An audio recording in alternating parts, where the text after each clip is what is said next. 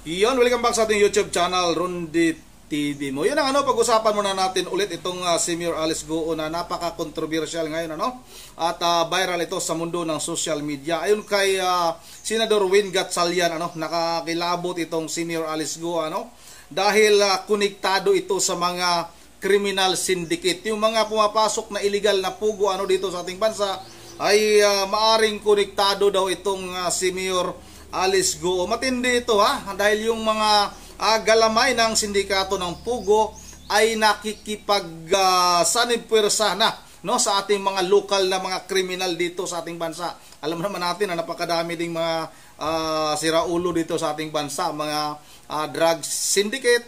Yun mga ganun daw mga kababayan, itong mga sinasabi ni Senador Win Gatchalian ay maaring nakikipag-sanib-pwersa na itong mga sinasabi nga, pinagdudahan nitong si Senador Win Gatchalian na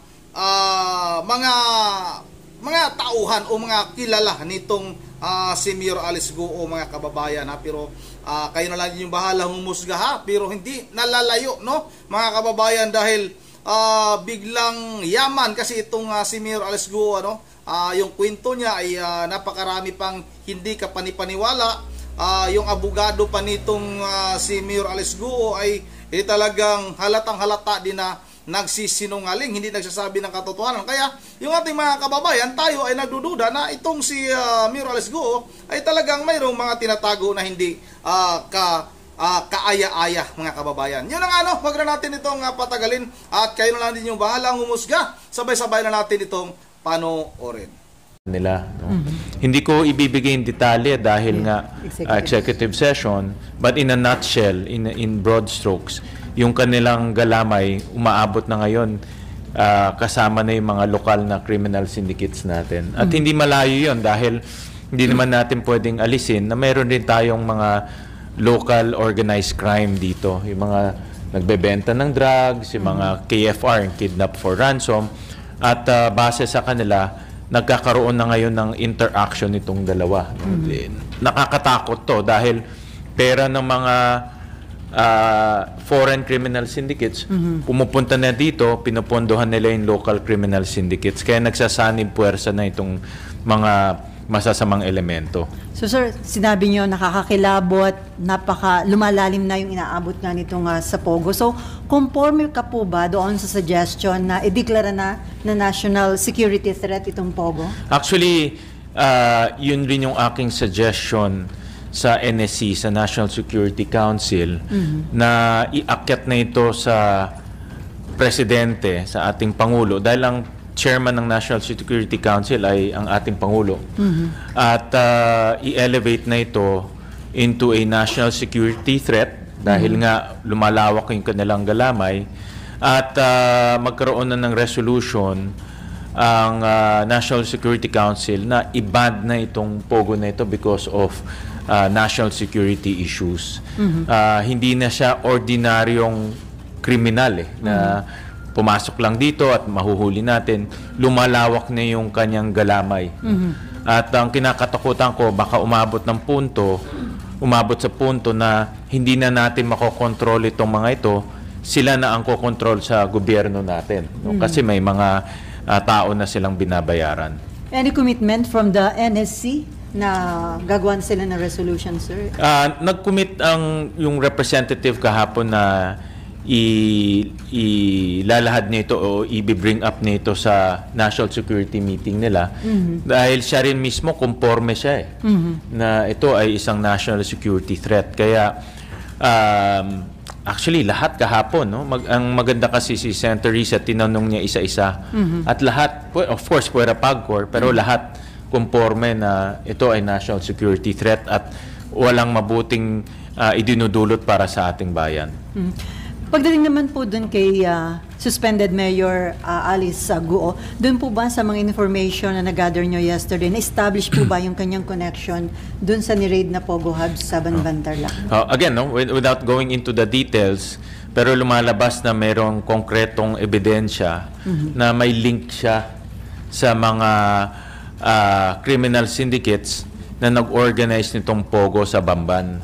So mayroon siyang link dito sa mga organized crime.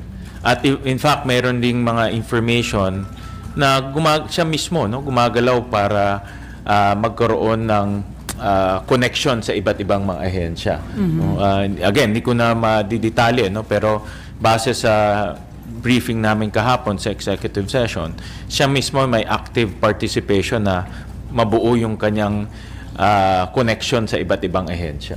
So mahirapan ba si Mayor Go sa sinasabi niya na patutunayan niya na inosente siya at lilinisin niya yung kanyang pangalan on this matter? Karapatan niya yun, na patunayan na inosente siya. Pero para sa akin, malinaw kasi yung mga dokumento, Sally. Yung letter of no objection, nakapangalan sa kanya. Yung application ng Hong Sheng, nakapangalan sa kanya. Yung building permit, siya ang applicant. Lahat ng mga iba't ibang permit, siya yung applicant. Yung Baofulan, siya yung may-ari. So, lahat ng dokumento nakaturo sa kanya. No? At yung Baofulan, binuo para, isa lang naman ang objective ng Baofulan. Binuo yan para makapasok itong Pogo sa Bamban. At siya yung presidente nitong korporasyon na ito. Kaya, lahat ng dokumento itinuturo na meron siyang active participation para mabuo itong Pogo. Bigyan ko kayo ng halimbawa, linabas doon sa hearing yung application sa PLDT for internet. Yung application na yon siya ang nakapangalan doon. So ibig sabihin itong internet kasi mag-a-apply ka para sa Pogo No, hindi to nakita ko yung bill 120,000 per month kasi nga high capacity line, tawag nila lease line. Hindi to yung pangbahay na application. Ito yung application niya para sa Pogo facility. So, ang punto ko doon, meron siyang active participation para mabuo yung Pogo. Hindi lang siya representative, kundi active siya nag-apply sa PLDT para mabuo yung Pogo. So, hindi natin matatanggal yung ebidensyang yun. So, dahil nga kiniklaim na innocent daw siya, ngayon po nag-file ng motion for reconsideration sa Office of the Ombudsman, yung abogado ni Mayor Guo, para daw i-lift yung preventive suspension issued by the Office of the Ombudsman. Sa tingin nyo, hindi ito mapagbibig? Delikado yan. Delikado na ma-lift yung preventive suspension dahil gusto natin pati yung mga nagtatrabaho sa municipal hall ng Banban magsalita. Siyempre, kung mayor ka, matatakot yung mga nagtatrabaho doon na magsalita. At gusto natin patawagin rin yung mga ibang nagtatrabaho doon para ibigay yung impormasyon sa atin kung ano yung kanilang nalalaman, ano yung kanilang nakikita, at sino yung nag-uutos sa kanila.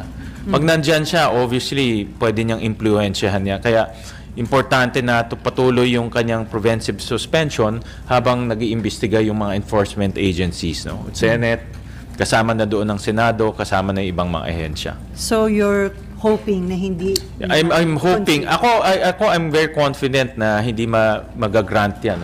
Nabasa ko yung order ng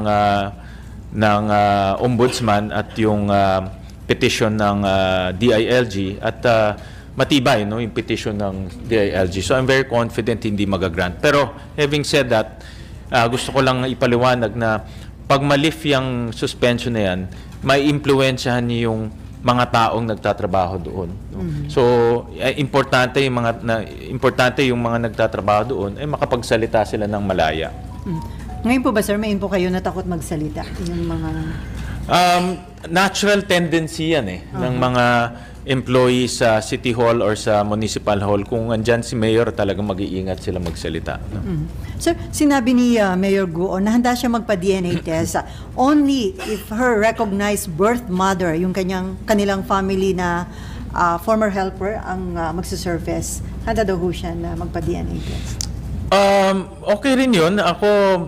Kung yan ang magpapatunay ng kanyang citizenship, okay rin yun. Pero sa mga narinig ko at sa mga impormasyon na aking nakalap, na itong si Wen Yi, ang pinapakilala niya na biological mother niya. Marami akong nakausap na mga taga-Valenzuela at taga-labas na rin yung mga naging kanegosyo nila o naging nakahalubilo nila na pinapakilala itong si Wen Yi na nanay niya. Yun ang narinig kong information. Kaya ang aking hamon sa kanya, at kay Wendy, magpa-DNA test sila ng transparent. Transparent, open, may witnesses, para malaman natin. No? Pwede rin ako nagkamali. Baka nagkamali yung aking information o yung mga narinig natin. Pero pwede rin tayo na tama. No? At ito rin magiging katunayan kung ano talaga yung kanyang nationality. Kasi wala nang debate yung tatay niya Chinese. So yung nawawala nilang yung nanay niya. Ang kwento niya, kasambahay. Ang kwento ng iba, si Wendy. So dito na lang naman maglalaro kung ano yung talagang citizenship niya, no? Or nationality in this case. Any question related to this? Okay, Victor. Hi, Sir Dad.